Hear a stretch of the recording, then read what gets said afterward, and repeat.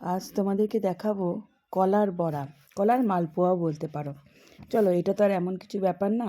কলাগুলো একটুখানি কালো হয়ে গেছিলো বলে তো আমার বর বললো যে আমি আর এই কলাগুলো খাবো না, তো ফেলে দেবো।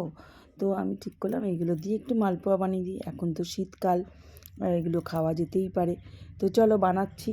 তার সঙ্গে একটু অন্য কথা বলি, কারণ সবসময় এগুলো তো কমন জিনিস, এগুলো বলার কিছু নেই। আর আমার যেহেতু রান্নার চ্যানেল নয়, তাই বোঝা বড় ব্যাপার নেই, সবাই বুঝতেই পারছো। তো যাই হোক, চলো আজকে একটু অন্যরকম কথা বলি। সঙ্গে তোমরা ভিডিওটি দেখে উপভোগ করো, কেমন লাগলো অবশ্যই জানিও। পৃথিবীতে মানুষকে বুঝতে পারাটাই আসলেই কঠিন। মানুষ চিনতে সময় লাগে, কারণ কেউ দূর থেকেও পাশে থাকে, আর কেউ কাছে থেকেও বিশ্বাসঘাতকতা করে।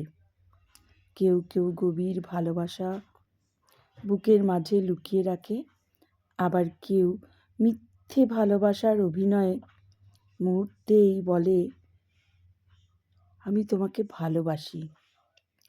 কেউ প্রতিশ্রুতি দিয়ে হারিয়ে যায়, আবার কেউ বিদায় বলেও বারবার ফিরে তাকায়।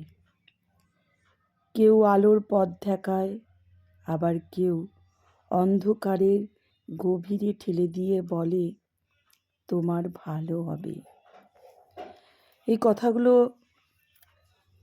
বলার একটাই কারণ, অনেক মনের কথা এগুলোর মাধ্যমে ব্যক্ত করা যায়। এগুলো আসলেই কিন্তু সত্যি সত্যি মানুষের জীবনেই ঘটে। এখন এই সোশ্যাল মিডিয়া হওয়াতে এই ধরনের কথাগুলো প্রচুর দেখা যায় চারিদিকে, সব জায়গায়। লেখাগুলো পড়ে বেশ ভালো লাগে।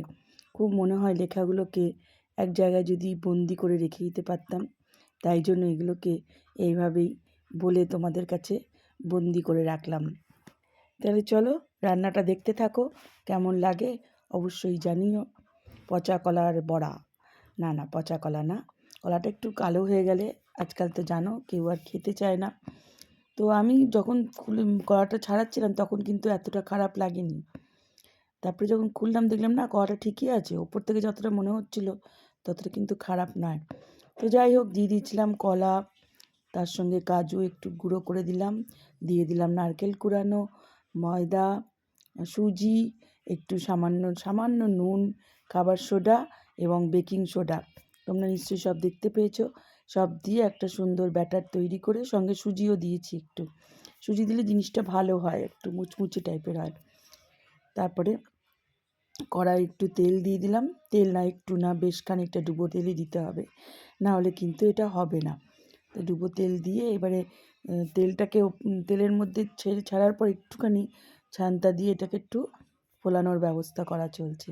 তো চলো দেখো, এইভাবে আমি বানিয়ে নিলাম কলার মালপোয়া। সবাই কেমন লাগলো অবশ্যই জানিও।